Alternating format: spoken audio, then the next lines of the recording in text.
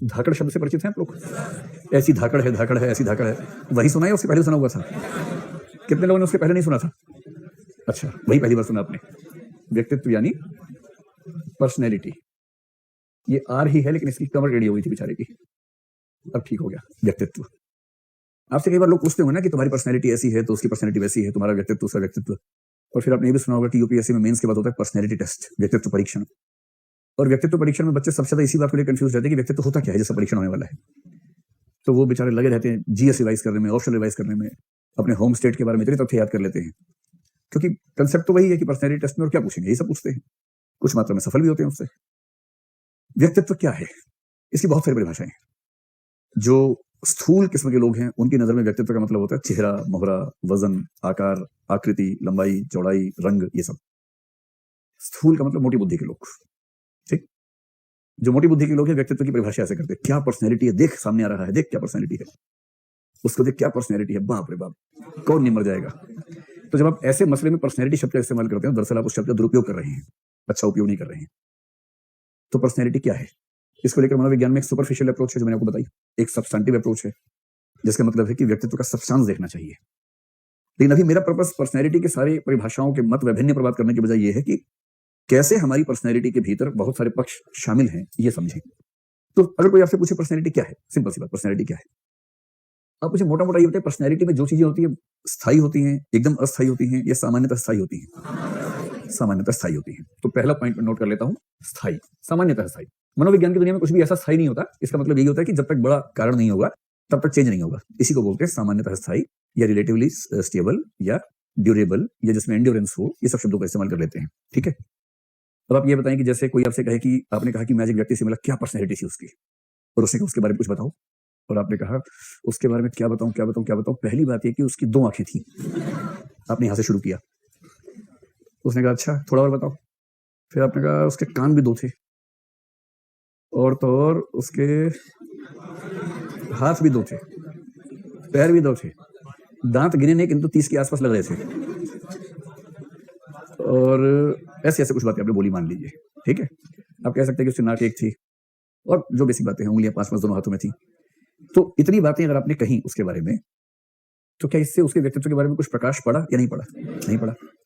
तो आपका व्यक्तित्व क्या है? आपका व्यक्तित्व उन विशेषताओं का समुच्चय है जिनकी वजह से आप दूसरों से अलग होते हैं, जिनकी वजह से सब लोग एक जैसे हैं। वो आपकी पर्सनैलिटी थोड़ा ना हो, तो नेचुरल सी बात है, प्राकृतिक विशेषता है। सबके 2 हाथ हैं, सबके 2 पैर हैं, इसमें क्या खास बात है? लेकिन जो चीज आपको सभी से या अधिकांश से अलग कर देती है उसको बोलते हैं व्यक्तित्व। और वो एक चीज नहीं होती है, आपके अंदर मान लीजिए 10 ऐसी चीजें हैं, उनमें से एक आपको 80 से अलग कर देगी, दूसरी 60 से अलग करेगी, तीसरी 40 से अलग करेगी, चौथी 70 से अलग करेगी, पांचवी 90 से अलग करेगी, और इन पांचों का कॉम्बिनेशन 99 से अलग कर देगा। क्योंकि अलग अलग विशेषताएं आपके पास हैं और उनका यूनिक कॉम्बिनेशन आपके पास है, और वो यूनिक कॉम्बिनेशन सिर्फ आपके पास है। और इस प्रकार पर्सनैलिटी की दूसरी बात ये हुई कि स्थायी तो है, इसमें मेन बात है जो आपको अलग या विशिष्ट बनाए, जिसकी वजह से आप बाकियों से अलग रूप में जाने जाते हैं, पहचाने जाते हैं, समझे जाते हैं। और होता क्या है, ये अलग कौन सी चीजें होती हैं? तो इसके लिए हम एक शब्द का इस्तेमाल कर लेंगे कि इसमें बहुत सारी विशेषताएं होती हैं, और इसलिए कुछ लोग कहते हैं कि पर्सनैलिटी क्या है? स्थायी गुणों का वह समूह जिसकी वजह से कोई व्यक्ति बाकी व्यक्तियों से अलग और विशिष्ट रूप में जाना जाता है। So simple. ये स्थायी क्या है? स्थायी गुण कह लीजिए या स्थायी विशेषताएं कह लीजिए। गुण का मतलब अच्छे सेंस में नहीं है, गुण का मतलब नॉर्मल सेंस में, जो उसकी विशेषताएं हैं इस सेंस में। क्योंकि यदि 100 व्यक्तियों में से एक व्यक्ति मक्कार है एकदम और बाकी सारे शरीफ हैं, तो उसका मक्कारत्व ही उसका व्यक्तित्व है। तो पूछेगा बताओ उसके बारे में, एकदम मक्कार आदमी है, यही चीज उसको बाकियों से अलग कर रही है। पर मक्कार होना गुण नहीं है उस सेंस में, अच्छी वाली सेंस में, विशेषता वाली सेंस में है कि बाकियों से अलग है इस सेंस में। तो यहाँ गुण शब्द का मतलब अच्छे सेंस में नहीं है, केवल अलग वाली सेंस में है, विशेषता के सेंस में है। कंफ्यूज ना होना चाहे तो काम कीजिए, गुण शब्द को हटाई दीजिए और सिंपल एक वाक्य लिख लीजिए, व्यक्तित्व क्या है। अब बताइए अपने परिभाषा से बनती है स्थायी विशेषताओं का वह समूह। लिख लो एक वाक्य में जल्दी से, स्थायी विशेषताओं का वह समूह जिसके कारण कोई व्यक्ति अन्य व्यक्तियों से भिन्न रूप में जाना जाता है। रिपीट कर दे, अच्छा लगा? लो सुनो, फिर से सुनो, कोई बात, वंस मोर, इरशाद बोलो उसको। ठीक है, क्या था? स्थायी विशेषताओं का वह समूह जिसकी वजह से कोई व्यक्ति अन्य व्यक्तियों से भिन्न रूप में जाना जाता है। ठीक है, अच्छी बात है कि आपसे यूपीएससी में परिभाषाएं पूछने का रिवाज नहीं है, तो बहुत डरने की जरूरत नहीं है, वो तो कंसेप्ट पूछेंगे, कंसेप्ट ऐसे समझना है एकदम सिंपल लैंग्वेज में। अब कोई आपसे पूछे व्यक्तित्व किन चीजों से मिलकर बनता है, तो व्यक्तित्व बनता है मोटे तौर पर 3 तरह की चीजों से मिलकर। जब भी आप किसी व्यक्ति के व्यक्तित्व की बात करेंगे, ले देके आप जितनी बातें बोलेंगे वो इन 3 में से किसी न किसी वर्ग में आ ही जाएगी, कोई चौथा वर्ग बन नहीं पाएगा। एक तो हो सकता है कि आप उसके फिजिकल पक्षों की बात करें या फिजियोलॉजिकल पक्षों की बात करें। फिजिकल को आप हिंदी में भौतिक या शारीरिक पक्ष कह सकते हैं। और मोटी बुद्धि के लोग या कम उम्र के जो वयस्क होते हैं उनका ज्यादा ध्यान इसी बिंदु पर अटका रहता है। इसलिए उस उम्र में व्यक्तित्व की परिभाषाएं प्रायः शरीर केंद्रित रहती हैं। ठीक, एक तो ये हो सकता है। दूसरा हो सकता है कि आप साइकोलॉजिकल यानी कि मनोवैज्ञानिक विशेषताओं की बात करें। तो पहला हो गया फिजियोलॉजिकल या फिजिकल, दूसरा हो गया साइकोलॉजिकल या मनोवैज्ञानिक या मानसिक, जो शब्द आपको ज्यादा अच्छा लगे उसका इस्तेमाल कर लें, मनोवैज्ञानिक। और तीसरा होता है किसी व्यक्ति का व्यवहार कैसा है, बिहेवियरल। बिहेवियरल यानी कि व्यवहारात्मक या व्यवहार संबंधी।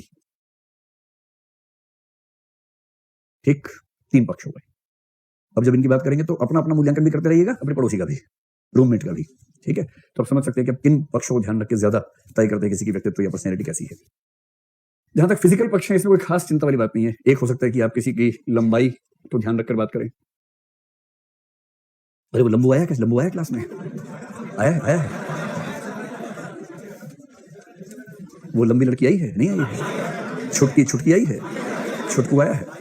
जब आप किसी का नाम ही इस तरह से रखते हैं, इससे मतलब आपने उसके पूरे व्यक्तित्व में एक उसकी लंबाई या कम लंबाई को बेस बना के नाम ही रख दिया उसका। यह है फिजियोलॉजिकल एट्रीब्यूट्स को केंद्र में रखने वाली स्थिति।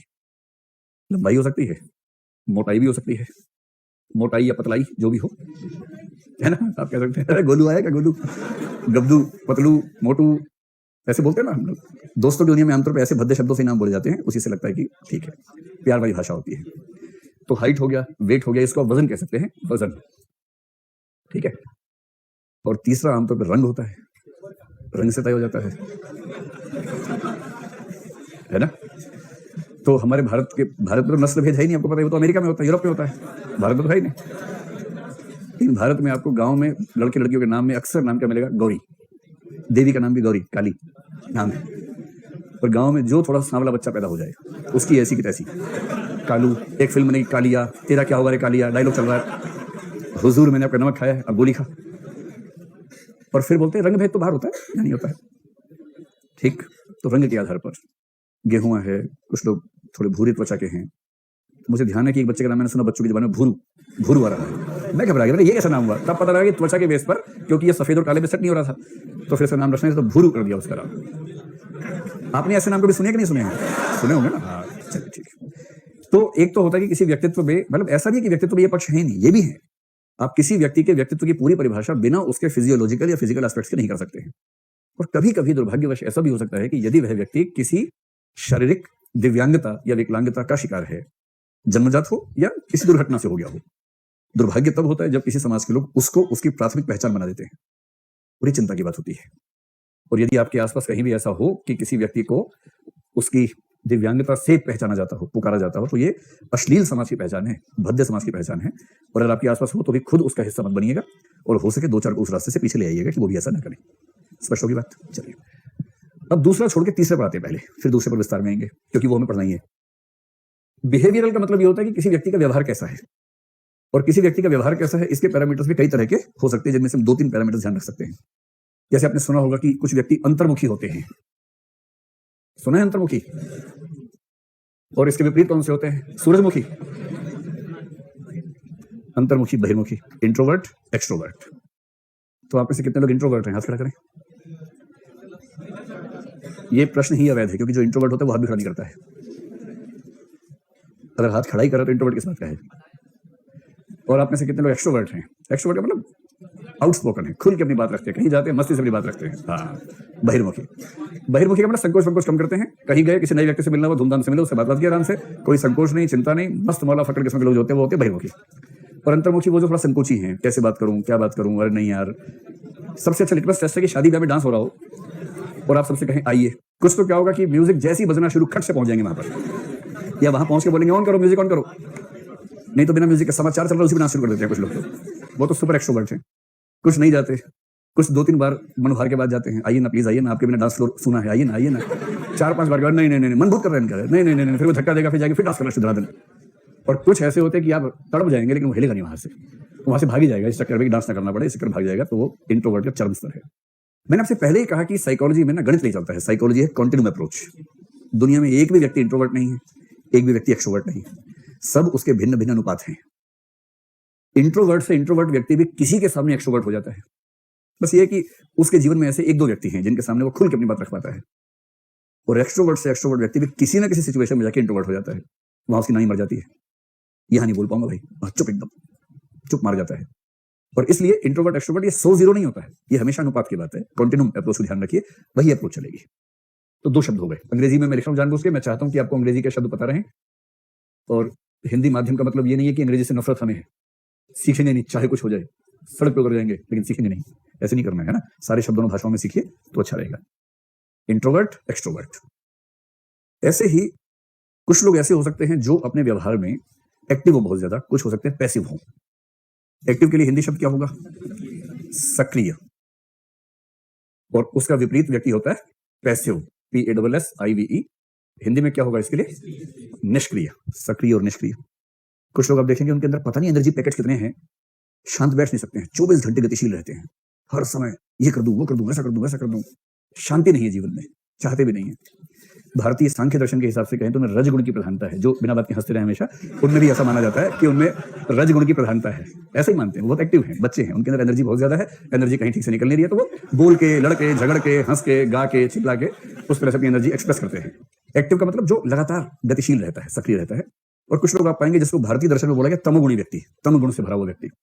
तमगुण का मतलब होता है जो एकदम खाया, तामसिक भोजन खाया और पड़ गया, उसके बाद जिसका पेट गोलाकार हो जाता है, तोंद सहलाता रहता है, पड़ा रहता है।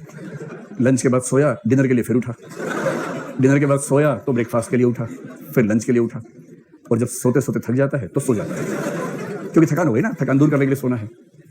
ऐसा कोई व्यक्ति तो निष्क्रिय व्यक्ति है ना, पैसिव व्यक्ति है। और आप देखेंगे कि आपके आसपास जो लोग हैं उनमें से कुछ लोग आपको ज्यादा एक्टिव दिखेंगे, कुछ ज्यादा पैसिव दिखेंगे, और आप इसकी वजह ढूंढ नहीं पाएंगे कि ऐसा क्यों है। इसकी वजह दरअसल हार्मोन्स में है, रसायनों में है, लेकिन हाँ, एक समय के बाद हमें लगता है कि इस व्यक्ति की नेचर ऐसी हो गई है तो ऐसा हो जाता है। तीसरी बात हो सकती है कि व्यवहार के स्तर पर कोई व्यक्ति डोमिनेटिंग हो। आपने ये शब्द सुना है, डोमिनेटिंग। डोमिनेटिंग को ही दूसरी भाषा बोलते हैं एग्रेसिव व्यक्ति। Aggressive, AGGRESSIVE, aggressive. हिंदी में इसके लिए सही शब्द है आक्रामक।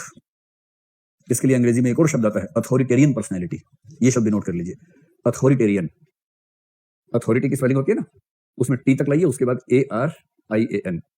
अथॉरिटेरियन अथवा डोमिनेटिंग अथवा एग्रेसिव पर्सनैलिटी। ये लोग वो हैं जो दूसरों पर हमेशा चढ़े रहते हैं, हमेशा अजीब मूड में रहते हैं। सामने वाला उनके सामने चू भी करना चाहे तो उसको हावी हो जाते हैं उसके ऊपर कि मेरे होते हुए चू कैसे कर दी, मैं डिसाइड करूंगा। जैसे आपके हॉस्टल में एक दादा जरूर होता होगा या दादी होती होगी जो सब मामलों में फैसला करना चाहती होगी, चाहता होगा, और वो दूसरों से ना नहीं सुन सकता है। अगर उसने कहा तो यस, गब्बर ने कह दिया तो कह दिया, फिर कैसे कोई मना कर देगा। इस तरह के लोग होते हैं। हर ग्रुप में एक ऐसा होता है, और इसकी वजह से जो बाकी लोग होते हैं उस ग्रुप के, वो बन जाते हैं डोमिनेटेड, या उनके लिए शब्द आता है submissive. Submissive, SUBMISSIVE, submissive. Submissive के लिए हिंदी में सबसे अच्छा शब्द है दब्बू। एग्रेसिव के लिए दबंग समझ सकते हैं, कुछ कुछ वैसा मामला है। ये दब्बू लोग हैं। दब्बू का मतलब डर जाते हैं, सबमिट कर देते हैं, झुक जाते हैं। किसी ने हल्का सा दबाव दिया, नहीं भैया, नहीं भैया, आप जैसे भैया, नहीं भैया, नहीं भैया। ये जो इस माइंडसेट के लोग हैं इनको बोलते हैं सबमिसिव है। ठीक है, तो जब आप लोगों से बात करते होंगे आप पाते होंगे कि कुछ लोगों को समझाना बड़ा मुश्किल काम है, वो मानते नहीं है, पड़ जाते हैं हर बात पे।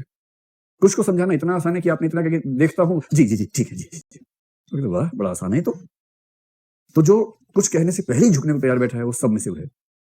और जब तार्किक बात समझाए जाने के बाद भी टस से मस नहीं हो रहा है, वो एग्रेसिव है, डोमिनेटिंग है, अथॉरिटेरियन है। तो आप लोगों ने अपने अपने घर में एक आध व्यक्ति ऐसा देखा होगा जो अथॉरिटेरियन होगा, जिसकी नाक हमेशा ऊंची रहती होगी, मूंछें ऊपर रहती होंगी, और जिसकी मर्जी के बिना घर के अंदर का पत्ता भी नहीं हिल सकता। घर के बाहर तो भगवान की मर्जी के बिना नहीं होता है, पर घर के अंदर एक और भगवान होता है। आमतौर पर सबसे बड़ी उम्र का पुरुष जो होता है, सबसे बुढ़ा पुरुष, उसको कहते हैं घर का दबंग। आमतौर पर इंटरनली पता नहीं क्या होता है, लेकिन ऐसा माना जाता है कि उसकी बहुत चलती है, दबंग होता है। तो आप खुद को टटोल लीजिए कि आप कैसे व्यक्ति। आक्रामक और अथॉरिटेरियन व्यक्ति की प्रेजेंस में बाकी लोग घुटन महसूस करते हैं। अगर आप किसी की उपस्थिति से घुटन महसूस करें, यानी कि वो जनरली इसका मतलब ये है कि वो अथॉरिटेरियन है। अथॉरिटी आपके ऊपर यूज करता है, बार बार बिना बात के यूज करता है। आमतौर पे पिताओं के बारे में ये शब्द ज्यादा चलता है, और माताओं के बारे में अमूमन दूसरा शब्द चलता है कि वो सबमिसिव होती हैं, जल्दी झुक जाती हैं। प्यार मोहब्बत के चक्कर में कुछ ऐसी चीजें मान लेती हैं जो दरअसल वो नहीं मानना चाहती, लेकिन उनको लगता है कि सब ठीक चलता रहे, क्यों झगड़ा हो, क्यों फसाद हो, इस भाव में रहती है। आपको इनमें से कुछ नहीं होना है। ये दोनों कमजोर व्यक्तित्व हैं। इन दोनों से बेहतर इनके बीच की स्थिति एक व्यक्ति होता है जिसको बोलते हैं असर्टिव। अगर कोई आपसे पूछे व्यक्ति कैसा होना चाहिए, तो बोलिए असर्टिव होना चाहिए। असर्टिव। असर्टिव के लिए हिंदी में कोई शब्द एग्जैक्ट नहीं मिल पाता है, तो भी हम असर्टिव से ही काम चलाते हैं। ठीक है। असर्टिव का मतलब ये होता है कि किसी से गलत उम्मीद ना करना और किसी की गलत अपेक्षाओं के सामने न झुकना। ना गलत उम्मीद करूंगा, ना किसी गलत चीज के सामने झुकूंगा। यदि आप ऐसा बैलेंस मेंटेन कर सकते हैं, तो किसी ने तार्किक रूप से कुछ समझाया, बात समझने वाली है, तो मान लेंगे, इसमें क्या दिक्कत है, ऐसा हो सकता है। और यदि कोई केवल जिद कर रहा है, दबाव बना रहा है, इसलिए आप झुक जाएंगे, तो नहीं।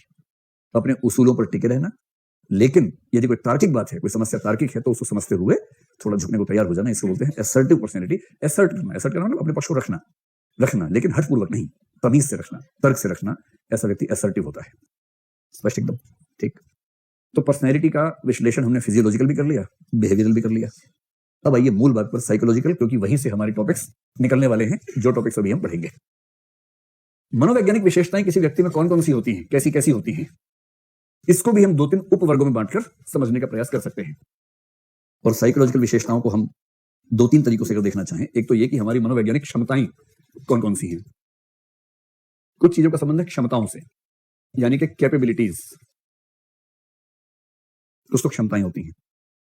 कुछ हमारे सोशल ट्रेट्स होते हैं। ट्रेट एक शब्द बहुत आता है, और मनोविज्ञान में ट्रेट का मतलब होता है एक तरह गुण समझ लीजिए, या पक्ष कह लीजिए। तो दूसरा है सामाजिक गुण या पक्ष।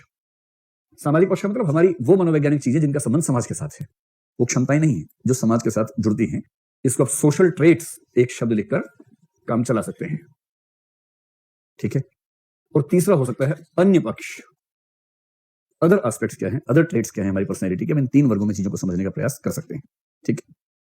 तो पहले देखते हैं कि कौन कौन सी क्षमताएं हैं जिनसे हमारे व्यक्तित्व की परिभाषा होती है। आपने ऐसे वाक्य सुने, अरे यार बंदा बहुत फंडू है, कुछ भी कहो, क्या मैथ्स है, अरे बाप रे बाप, इतना मुश्किल सवाल पूछा, खटाक से कर देता है। शकुंतला देवी का मौसेरा भाई है एकदम।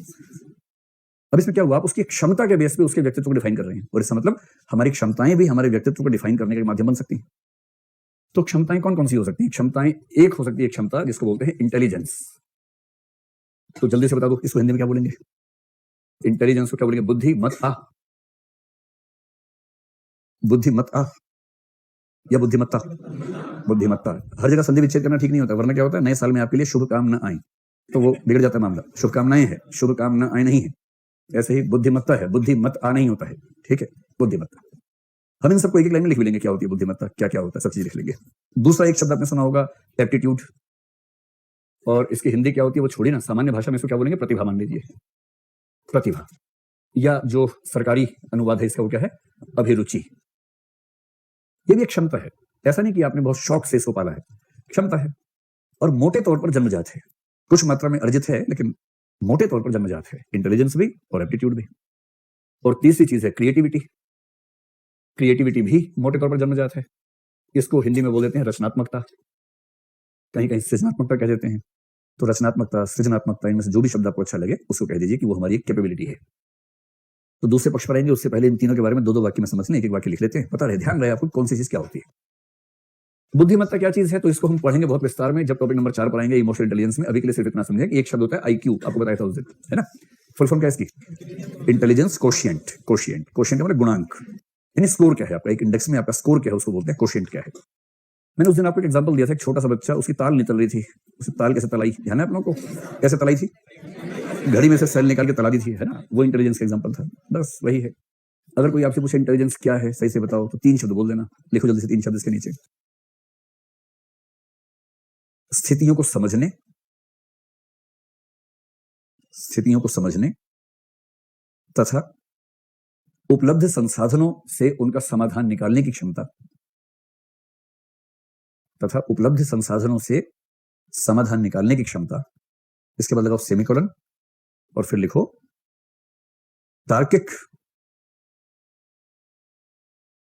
तार्किक विषयों को समझने व सुलझाने की क्षमता। तार्किक विषयों को समझने व सुलझाने की क्षमता। एक मोटी मोटी बात मैं आपको बता रहा हूं कि यदि किसी की इंटेलिजेंस अच्छी है तो संभावना है कि उसका गणित और उसका लॉजिक ठीक होगा, रीजनिंग ठीक होगा, सीसेट ठीक होगा जनरली। 2 बातों में अंतर समझ लीजिए। अगर किसी का गणित ठीक नहीं है तो इसकी 2 वजह हो सकती हैं। एक हो सकती है कि उसके पास आईक्यू तो है, किंतु उसको ठीक से गणित सीखने का माहौल नहीं मिला। अच्छा टीचर नहीं मिला, अच्छी किताब नहीं मिली, अच्छे दोस्त नहीं मिले, अच्छा माहौल नहीं मिला, इस वजह से वो सीख नहीं पाया, जबकि दिमाग है उसके पास। जैसे हम में से कई ऐसे लोग हैं जिनको गणित से भय होता है, लेकिन गणित से भय की वजह ये नहीं है कि आईक्यू कम है, गणित से भय की वजह यह है कि हमें सही समय पर गणित सीखने का माहौल नहीं मिला। अब इसका तरीका क्या है चेक करने का?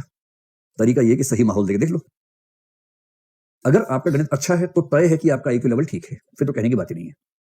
अगर गणित अच्छा है, गणित अच्छा होने की कसौटी ये नहीं है कि चैप्टर के अंत में जो प्रश्न दिए वो आप सोल्व कर लेते हैं, इसका मतलब है कोई नया प्रश्न आया वो भी सोल्व कर लेते हैं, ठीक।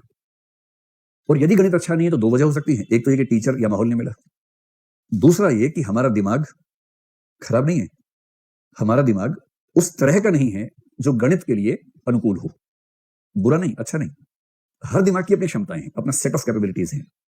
कुछ लोगों में लॉजिकल मैथमेटिकल फंक्शन की कैपेसिटी ज्यादा मजबूत है, कुछ में क्रिएटिव की है, कुछ में इमोटिव चीजों की है, अलग अलग क्षमताएं होती हैं। कम से